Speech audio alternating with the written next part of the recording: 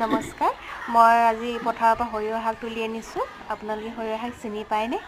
এয়া চাওক, এয়া সৰিয়হ শাক ইমান ধুনীয়াকৈ ওলাই আহিছিলে, কাৰণ আমি সৰিয়হ মাৰিছিলোঁ ন।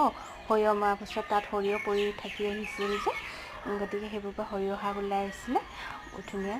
এতিয়া মই আজি এই সৰিয়হ শাকে ভাজি, এইফালে মই বন্ধাকবি, আলু আৰু মটৰ দি বইল কৰিছিলোঁ, আনহাতে সৰিয়হ শাকখিনি মই এয়া ভাজিছোঁ।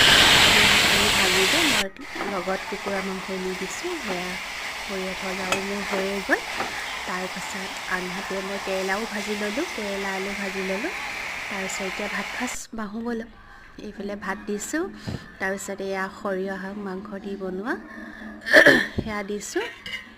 তাৰপিছত লগত এয়া দিছোঁ মই তিতা কেৰেলা আলু ভাজিছিলোঁ নহয়, সেয়া দিছোঁ।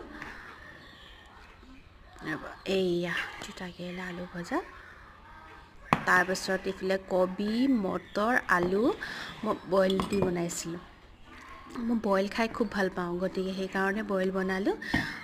দালি খাই বেয়া পাওঁ যে, সেইকাৰণে দালি বনোৱা নাই।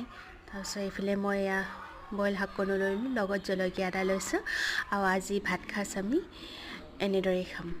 ঠিক আছে তেনেহ'লে, এতিয়া ভাতসাজ বাঢ়িলে যেতিয়া খাই লওঁ, আৰু আপোনালোকো খাই চাব এনেদৰে কেতিয়াবা, আৰু কেনে পালে কমেণ্ট কৰি জনাব। Bye bye.